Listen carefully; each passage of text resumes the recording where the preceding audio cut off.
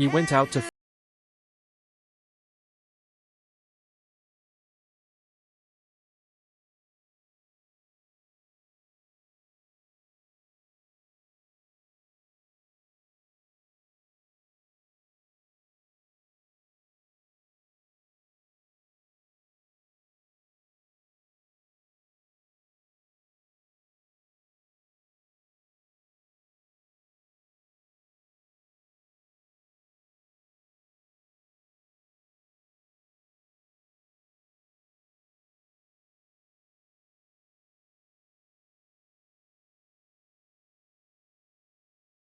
shimmered on the horizon.